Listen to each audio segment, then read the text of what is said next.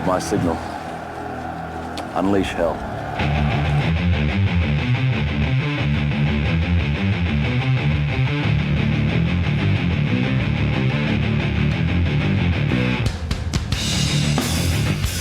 Are you dating her friends?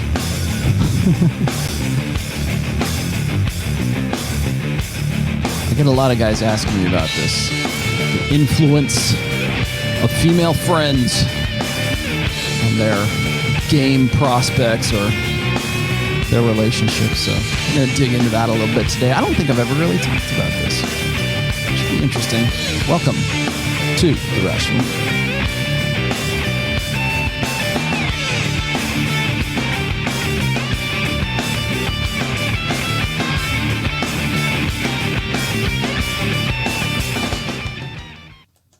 There we go. Yeah. So today we're going to talk about the influence of female friends, and I've had at least 2 emails about this in I think the month of March. Even had some guys asking me about if I could do a show sort of outlining why it is that when you are dating, when you are even when you are just talking or texting a prospective woman, as you know, part of your plates, let's just say, that in today's age, in the social media age today, it's not just about dating that one girl. It's dating all of her friends. It's dating her mom. It's dating her sister. It's dating any female that is sort of in her sphere of influence, I guess. I guess it would be called a sphere of influence. But I've mentioned this on several occasions about the sisterhood uber alles. And usually when I'm talking about the sisterhood uber alles, which means the sisterhood above all else, I refer to it in terms of sociopolitical terminology or sociopolitical power. Usually it's, the sisterhood only looks out for itself, right? It only looks out for the feminine imperative. And that's I think from a meta scale, from a much larger scale. So today I want to kind of dig into the personal scale and what exactly influences women on sort of a day-to-day basis. As well as, if you're trying to get with a girl, or let's just say you are dating, or you found some girl that you like. You met a girl in a club. The first thing most women will do, of course, is go look at your Instagram to see if you're cool enough. Now, what they're going to do is bounce the idea of being with you or getting with you off of her girlfriends, unless there is unless she is 100% certain she's going to get with you, no matter what her friends say. For the most part, most women rely on what's called social proof, which we've talked about a bazillion times in game terminology anyways. But there's also what's called pre-selection. And I don't think that a lot of guys really wrap their heads around how important pre-selection is.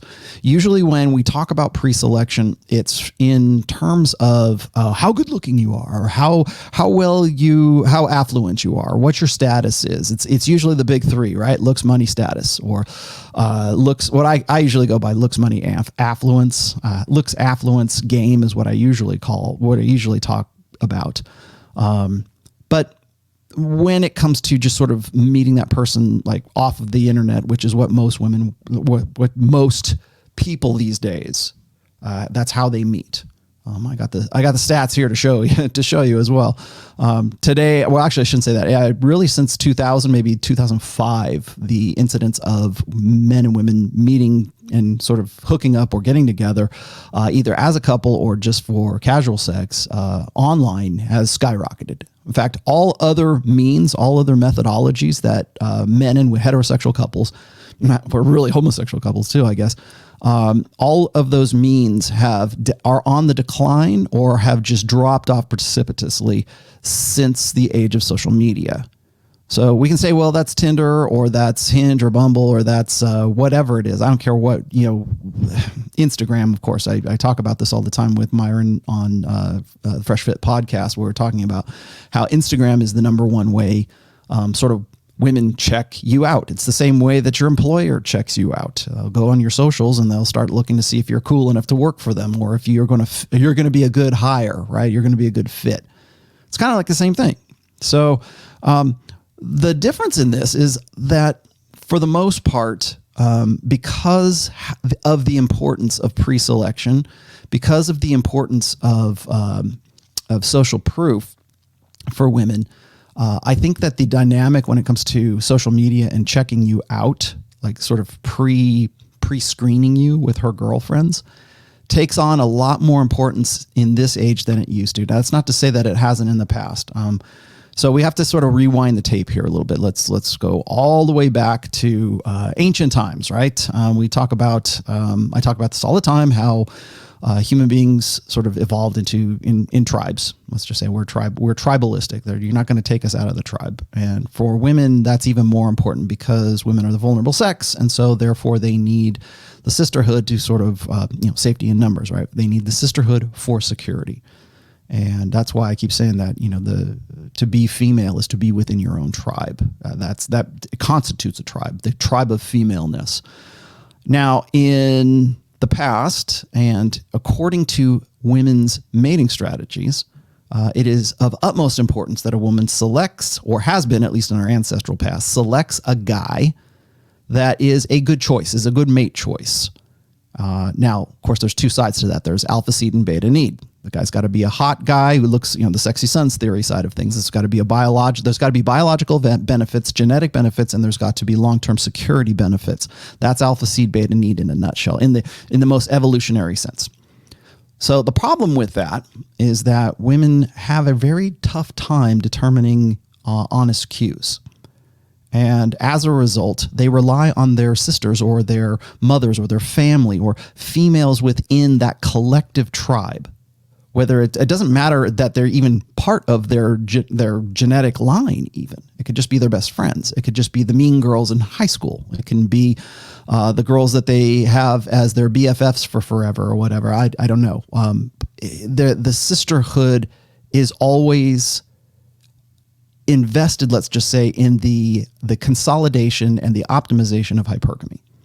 And now, granted, I'm not going to sit here and say that there isn't like self-interest involved in that as well. There is. But again, when it comes to selecting a guy, women will defer to the herd. They will defer to their girlfriends. I can remember back in 2003, 2004, 2005, somewhere around there, when the game was kind of like at its height. Right, the PUA community was just sort of taking off. There wasn't even really anything called red pill, and then of course all these guys complained about cock blocking. Right, there was always the fat friend. There was always the joke was you got to jump on the grenade for the team kind of thing, and so that pre-selection process has always been there. It was there when I was 20, in my 20s, right, my rock star 20s. It was there when I was in high school. It's been there forever. The object of pre-selection has been there for quite some time. And it's something that I think is very important to consider right now because we have such easy access. We have such convenience now for a woman or a young woman that you have a potential with getting. Maybe you want to turn her on plate. Maybe you're trying to get in there, right? I mean, most guys, they'll hit me up and they'll say, well, I've got this girl. Am I saying the right thing? Is my text game, on point? Was this blue pill? Was this red pill? Is this beta? Is this alpha? Did I say the right thing? Blah, blah, blah.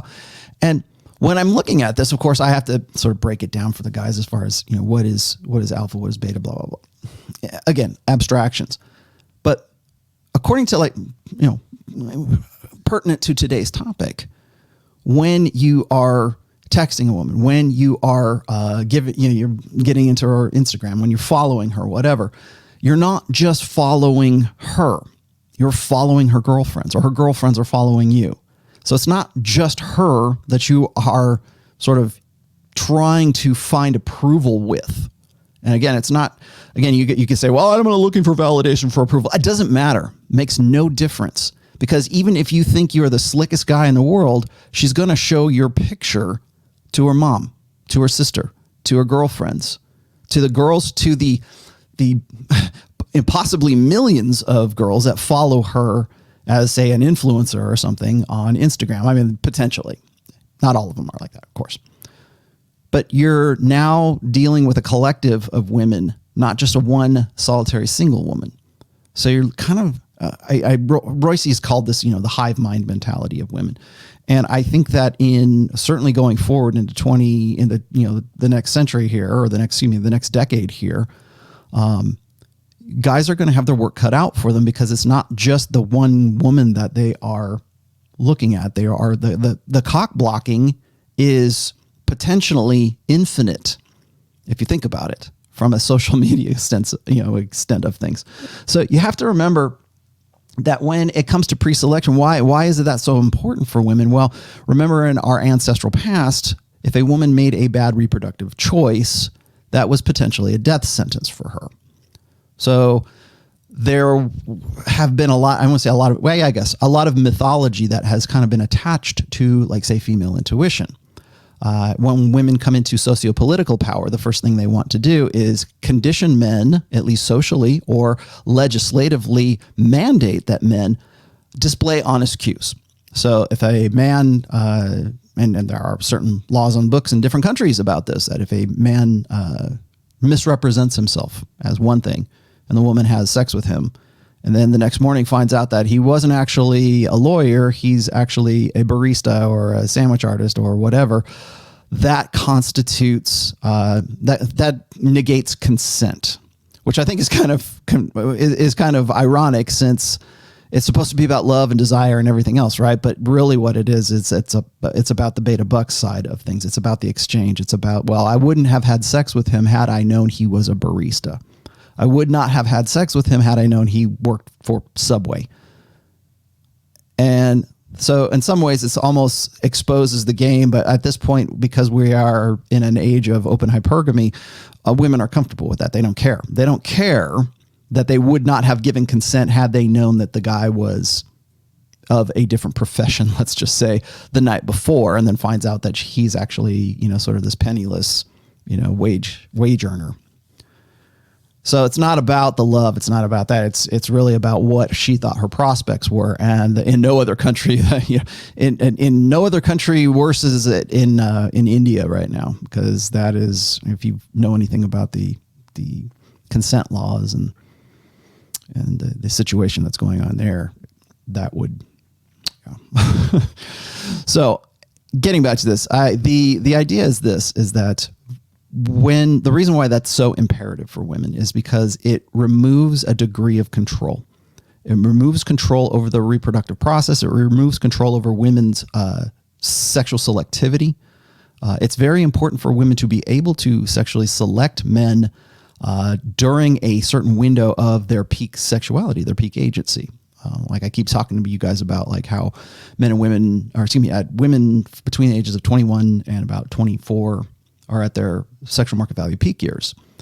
Well, that's very important, because I think that a lot of women understand, sort of in a global sense, in a meta sense, that their window of opportunity is very short. So to determine honest cues, if you can mandate that legally, they're going to mandate it. If they can socially condition guys to say, you've got to be 100% honest, and if you're not 100% honest, then that's not consent. And so we can socially condition guys. But we also need, from a female side of things, from a female mating strategy side of things, women can't depend on their own intuition as much as they would like to mythologically say, "Woo, I figured you out. I understand what you're really about. It's my feminine intuition. I know," like some sort of magical woo woo. I got you. And it's not really like that. It's more about looking for those signs and hoping that those are hoping that the interpretation is what she thinks that they are. And she needs some help. She needs help from her sisters. She needs help from her mom. She needs help from the sisterhood uber alles. And so therefore, she consults the sisterhood. Do you think this guy is worth my time, my investment? He's cute, but he's a sandwich artist. He's hot, but he's a sandwich artist, right? He's not that good looking, but he's going to make a partner in the law firm any day now. So there's cost versus risk, and women will generally consult the sisterhood. That's how you get pre-selection. It's not just her that's pre-selecting you. It's the group. It's the herd. It's the Gestalt feminine that is determining whether or not you're meeting your burden of performance according to whatever it is that Gestalt feminine values and can accurately estimate from how you present yourself. And in this day, it's usually digitally. It's usually online. It's usually on Instagram or wherever else. So bear that in mind when you are when you're dating, when you're, for however you choose to do so. The other thing is this is like, if you are already in a monogamous relationship, if you are already in an LTR right now, you're not just married to your wife. You're not just committed or in a monogamous relationship with your girlfriend. You are in a relationship with her mom, with her sisters, with her friends, with her coworkers, with a gynocentric social order on top of everything else. Because in an age where we prioritize the feminine imperative above all else, that is also going to be somewhat influential in the social proof or the pre-selection, even if you have already been selected. I've said this before, is that, hypergamy is based on doubt, and that doubt asks one question. And that question is he the best I can do? And fail that question often enough, and that's when hypergamy kicks in, and she's looking for something that she thinks she's better, she can get better. Now, is that set in stone? Is that a straitjacket? No, it's not. But you have to understand the influences that are behind all of that. And it's not just based on the opinion and the estimate of one woman, of the woman you happen to be involved with, or the woman you want to get with. You're not just dating her. You're not just married to her. You're not just the girlfriend or the boyfriend of her. You're the boyfriend of all the other people who are putting any kind of influence on that. And that comes in, like I said, in a social order that is focused primarily on the feminine imperative, which is whatever benefits womankind. That's the most important thing. So now you are not just dating her, you're dating all of womankind, or at least all of womankind with whom she consults. When I talk about the ride or die girl, when I talk about the girl who's willing to sort of like break you out of jail, that kind of girl, the girl who's willing to break rules for you to the point where she will break laws for you, to the point where she will change her religion for you, to the point where she will find things to have in common with you that she would never have found in common with anybody else.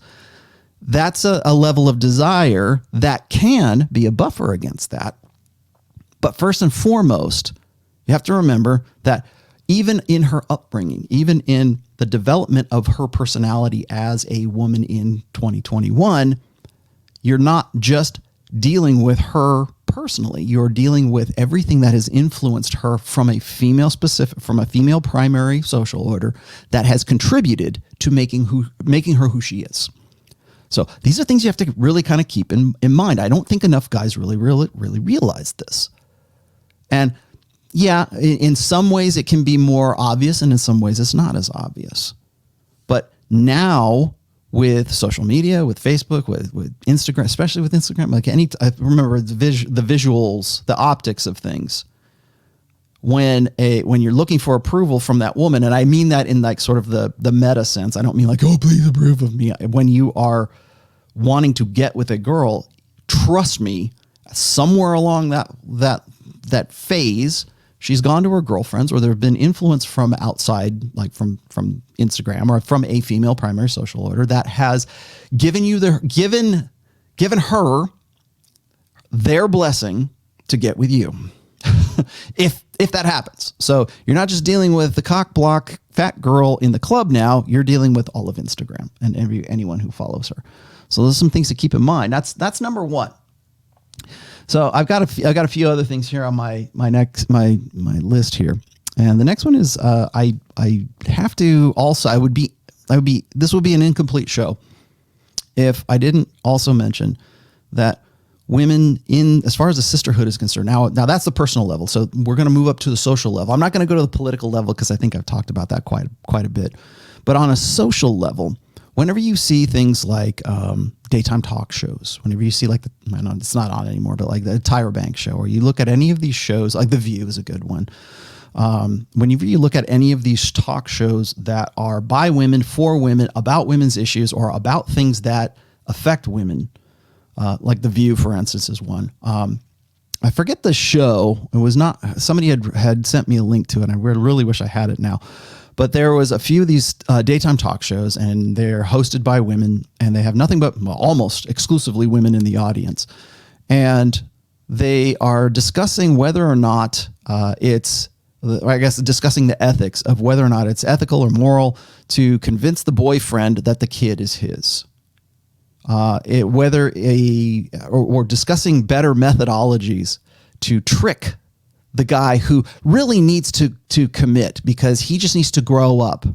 And the collective, the Gestalt feminine on that particular talk show has decided that a guy they have no earthly clue about, they have no personal connection with, it's time for him to commit. It's time for him to kind of, shit or get off the pot.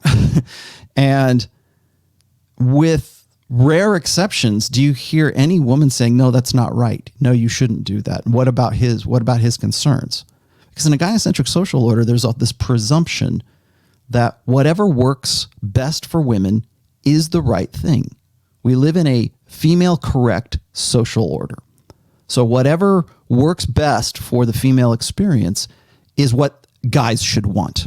And if they don't, then there's something wrong with them, or they're being juvenile, or they have some sort of disorder or some sort of misunderstanding, or maybe they're just too full of themselves, or they're too infantile, or they're too egocentric to realize that if you would follow along, if you would align more, if you would lock in and identify more with the feminine, then you would realize that you're really in the error, and womankind are the correct way to experience life, right? That's how we raise our boys to be defective girls, as I've said before. However, in this case, now that we have a global consortium of women, if you will, a femosphere instead of a manosphere, that femosphere has been around for a long time. And it's been the collective of what I call the sisterhood uber alles, but it's the safety in numbers. It's tribe woman. It's team woman.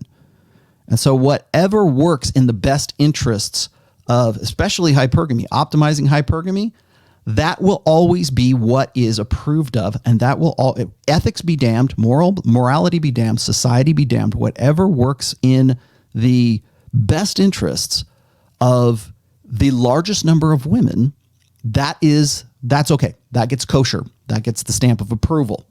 So thus, you get a black market for things like positive pregnancy tests. You can find forums like that where a woman will get a positive pregnancy test. She will take it and put it online and auction it so that another woman can trick her boyfriend into thinking that he's the father, or that she's pregnant and that he needs to commit, just to sort of like push him along where he should be, because he doesn't understand he lives in a female correct society and he's not ready to commit.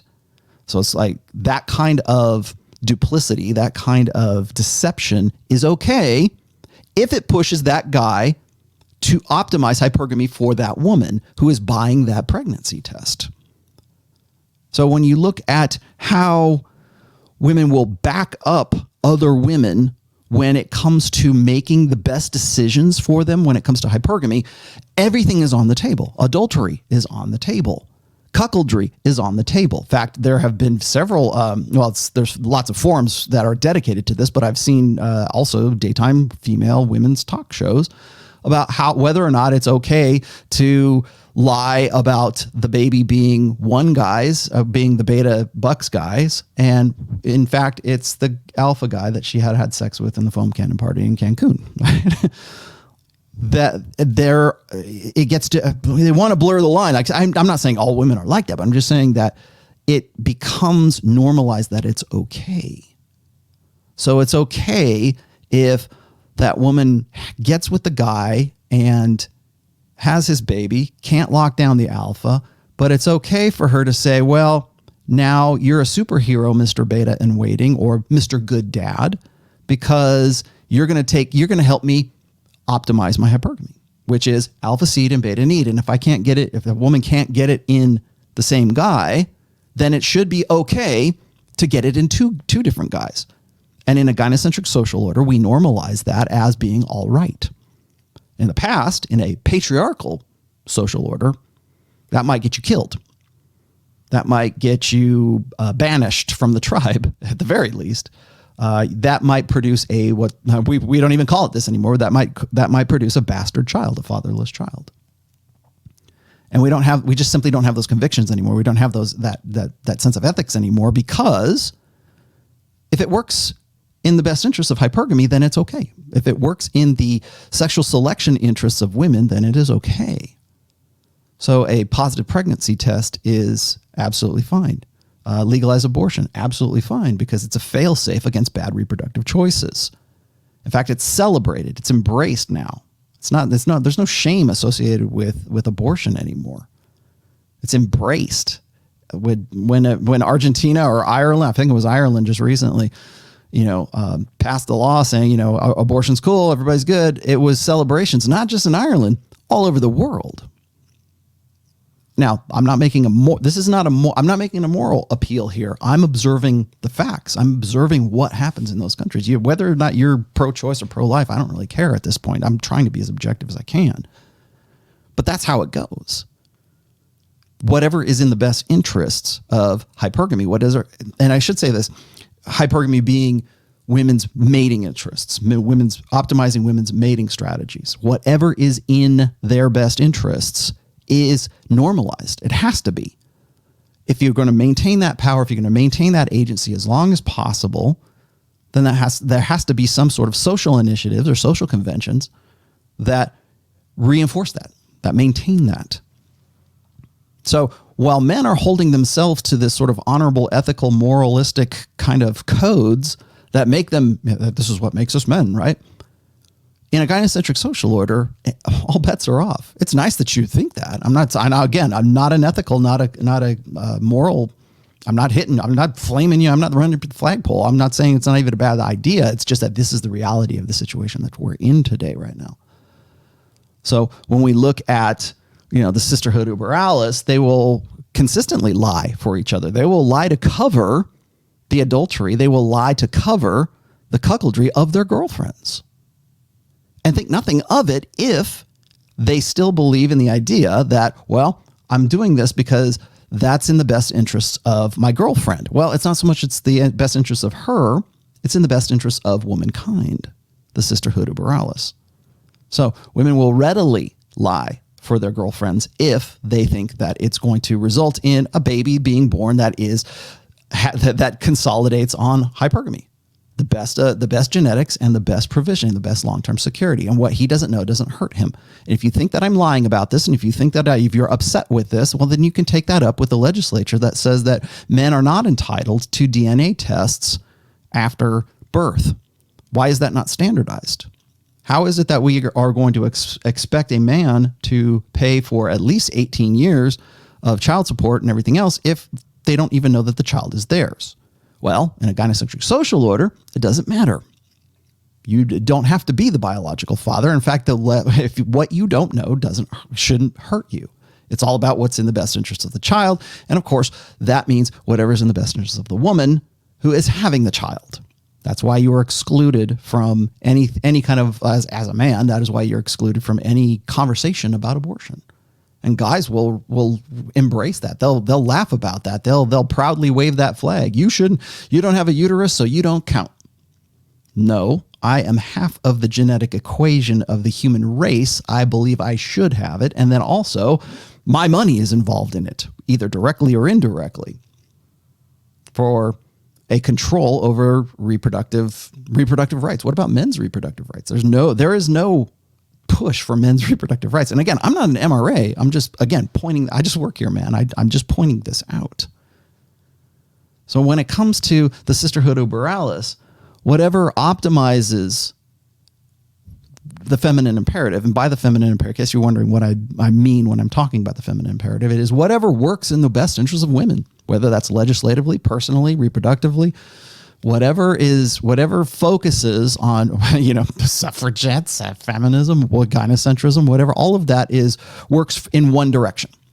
Whatever is the feminine imperative, whatever makes the female experience the preeminent one on planet Earth. And so when we're talking about optimizing the mating strategies of women are going to default to that communitarianism. As I said before, women tend to be more communitarian. They tend to be more egalitarian. They tend to be more focused on a collective. For men, it tends to be more merit-based because we're more interested in performance. Women have to rely on one another for security and for nurturement and for raising the children and protecting the children and everything. Long-term security plays more, I don't want to say a more important role, but certainly, yeah, I would say actually it does. It plays a more important role for women across a lifespan than does, say, the alpha seed side of hypergamy, because that alpha seed side only lasts for so long. She can only optimize that. The window is only open for so long. Yet another reason why it's imperative for the sisterhood to be able to give its collective advice to one woman to see whether you or whoever is an appropriate mate choice. And if that guy isn't doing what he should be doing according to the gynocentric social order, then we've got to find ways, no matter how unethical, as a female collective, no matter how unethical, to get that guy to fall in line with the female experience, but also with the feminine imperative. And that might be having sex and getting impregnated and breeding with the alpha, and then finding a suitable guy who's a better long-term, better beta buck side of hypergamy guy to have him foot the bill for the rest of it. And the more security, the more insurance that's involved in that, the better. So those are a few things to think about when it comes to the influence of women's friends. That's why I called the title of this this episode is All Her Friends. So it's not just social proof and pre-selection is not just about her girlfriends in the club who are saying, yeah, go home with them, girl, or her, that used to be what the PUAs used to call it, anti-slut defense, right? It's like the girl who didn't want to go home with you because she was afraid of what her girlfriends would think. Yeah, I'm sure that played a factor. I doubt it was, depending on what her genuine interest and her real, genuine desire and how you sort of figure into the desirability amongst her friends, that might play a factor into it as well. So if she might, her friends be damned, she's going to go do what she's going to do. But there has to be a level of desire that is already pre-existent before you even get to that point. But even if that's the case, it doesn't negate the fact that her girlfriends are going to go, oh man, I would love to get with him. You want to know why dread works, even in a relationship or when you're forming a relationship with a woman, is because her friends approve. Her friends say, man, or a third party, doesn't even have to be her friends. It could just be women who she doesn't even know. Third party affirmation. Some girl the example I always use is the waitress at the bar, right? Or the waitress at the restaurant who kind of casually flirts with you, and you're not trying to flirt back, but she's flirting with you because in front of your girlfriend because she thinks you're cute. She thinks you're high value enough to get with, even despite the intra-sexual competition she might have to deal with. Dread works because of social proof. Dread works because it puts you into a state of a higher sexual market value than that woman, even if it's just perceptually. It doesn't necessarily have to be the reality of it. It just has to be the perception of it. But that perception doesn't work unless there is pre-selection and unless there is a social proof. Meaning that, and the social proof is this, it's the confirmation that her girlfriends find you hot. Her girlfriends are saying, well, if you don't want him, I do, girl. That's what I mean by pre-selection. Like, you are in a state where he is valuable and you're lucky to be with that guy. That will certainly instill a sense of dread in women. So dread actually works as a result of social proof and pre-selection. Things that you don't even think about these things, do you? So anyways, as far as the last thing I wanted to say here is that the idea of, again, I'm not saying that women are innately immoral or are innately unethical, but I will say this is that their subjective definitions of what is ethical and what is not ethical are formed according to the feminine imperative. So again, it might be that I keep saying people send me these tweets. I just saw one this morning, as a matter of fact. I think Rich Cooper had this on, and it was this woman who was saying, if his name's on the, don't worry about rent, because if his name's on the lease, then it's okay if you cheat on him or whatever. He's going to be paying the rent or something like that. Or it's a real man, as I said in the Real Man Metals episode, which was last episode. The idea that men need to accept the fact that if a woman cheats on them, that he's a real man, or he's secure in his masculinity because he is actually falling in line with being cuckolded. So a real man steps up and takes responsibility for the child of his girlfriend, even though she goes and has it with another guy. And we have TV shows that state, or at least exemplify, that exact same dynamic. We just do it in such a way that it seems romantic, that it seems like, well, he's a good looking guy, but he died in the war and now she's an alpha widow, but it's okay because she's got Johnny over here who's this dutiful beta, and he doesn't care that the kid's not his because he's a noble soul.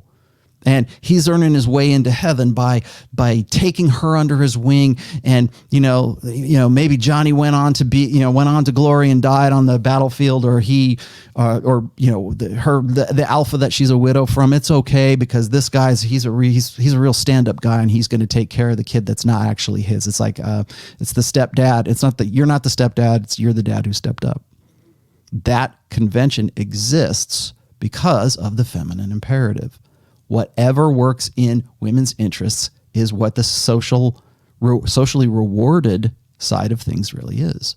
And women understand that. When I talk about open hypergamy, for example, when I talk about how women have embraced this, we've embraced this not just on a personal level, but on a societal level. So we can make commercials about it. We can laugh about it.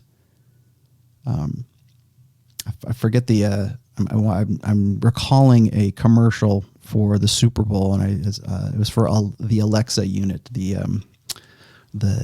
Amazon's information little, hey Alexa, and it's I forget the guy, the good looking black dude, and there's a good looking semi good looking black wife that's involved. I can't remember the guy's name. God, why am I drawing a blank? I don't know. Anyways, I watched this commercial. I mean, you have to know what I'm talking about. And it was around the Super Bowl time. And it's, of course, the Alexa takes the form of this really good looking, he's a black athlete. Is it Michael B. Jordan? I think that's who it is. And she has a dutiful husband. And he's just sort of there, hey, why do you keep talking to this thing? And it's taking the persona of Michael B. Jordan. And that's embracing of open hypergamy. Now, I see this as a result of having written about it really since 2011 or 2012. But we look at it, we laugh at it, and it's humorous, and it makes for a really entertaining commercial. But what is the message? The underlying message underneath that is that it doesn't matter that she's pining for the hot alpha that she wants to really have sex with and really have a relationship with and really have this intense desire for. But yet the guy that she married is kind of like, they're like, a deer in headlights. And we normalize that in a gynocentric social order where that is reinforced over and over and over again by the sisterhood. So women watching that laugh and giggle and go, you go, girl, that's great. That's normal. In any other time, in any other era before that, that woman would have been driven out of town. She would have got the scarlet letter. Adulteress. You're pining for this guy that you really want to get with. We can write, Emily Bronte novels about this all day long. You could have a romantic, romance literature written about this kind of stuff. But really, and in any time prior to the sexual revolution, she'd be wearing the scarlet letter. Big old scarlet A, adulteress, right? and why? Because that was going against the social order of that time. So some things to think about. Again, I promised you wouldn't get political. I'm not trying to get political. I'm trying to get a little bit social here so you guys understand things a little bit better.